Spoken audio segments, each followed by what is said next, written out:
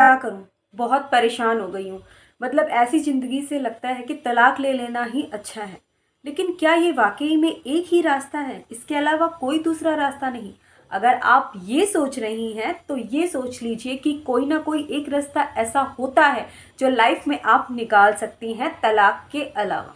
आज ऐसे ही कुछ विषयों पे बात करूँगी। मैं कोई एक्सपर्ट तो नहीं हूँ, लेकिन फिर भी लाइफ़ के एक्सपीरियंस से इतना बता सकती हूँ कि तलाक ले लेने के अलावा भी लाइफ में बहुत सारे रास्ते होते हैं और शायद उन रास्तों पे चलकर आप ज़िंदगी में आगे ये सोच पाएंगी कि हाँ, मैंने उस टाइम तलाक नहीं लिया, वो बहुत अच्छा काम किया, मेरे बच्चों के लिए भी और मेरे लिए भी।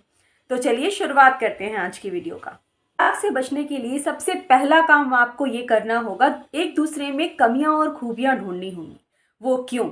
ये बहुत ज़रूरी है क्योंकि लाइफ में कई बार ऐसा होता है कि हमें अपने आप से बात करने का वक्त ही नहीं मिलता। अपनी में और अपनी लाइफ में हम इतने बिजी होते हैं कि हमें पता ही नहीं होता कि हमने अपने आप से कब बात करी थी। हमें ये तो पता होता है कि सामने वाले में ये कमियां हैं, लेकिन हमें क्या ये पता होता है कि हम में क्या क्या कमियां हैं और सामने वाला भी शायद हमें बर्दाश्त कर रहा हो।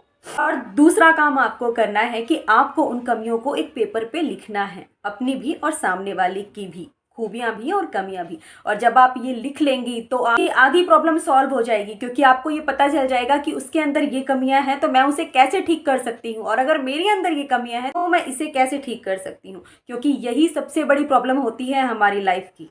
और फिर तीसरा काम आता है कि आपको सोचना होगा कि लाइफ की हर एक प्रॉब्लम का सोल्यूशन होता है, बस उस पर विचार करने की ज़रूरत होती है।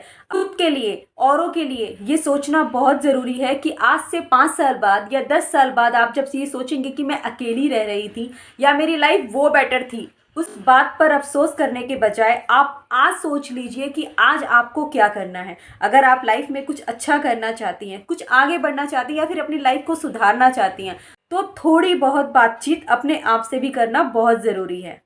जीवन में कई बार ऐसी मुश्किलें आ जाती हैं जिनका समाधान अकेले निकालना संभव नहीं होता।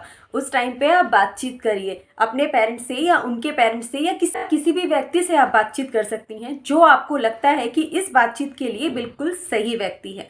क्योंकि अगर आप बातचीत नहीं करेंगी तो आपको पता नहीं चलेगा कि भाई सामने वाले में कमियां ही कमियां हैं, मैं उसको कैसे सुधारूं, मुझे कोई समाधान नजर नहीं आ रहा।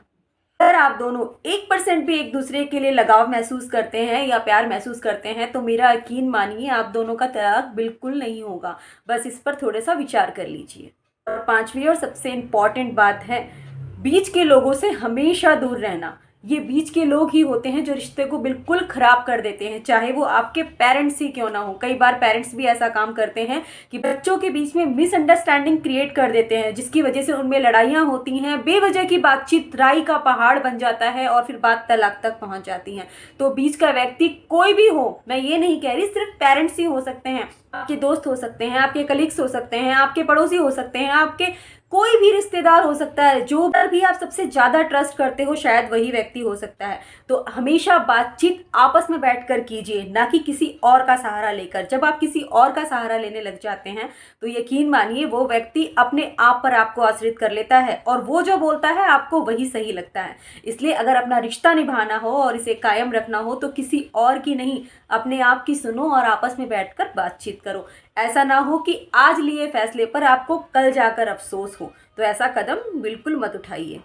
अलग होना बहुत आसान है, लेकिन मुश्किल है साथ रहना। साथ रहकर रिश्तों को निभाना बहुत कठिन है। तो चलिए, अगर मेरी सोच आप लोगों को अच्छी लगी हो तो चैनल को लाइक एंड सब्सक्राइब जरूर कर लीजिएगा। Thank you so much for watching my video.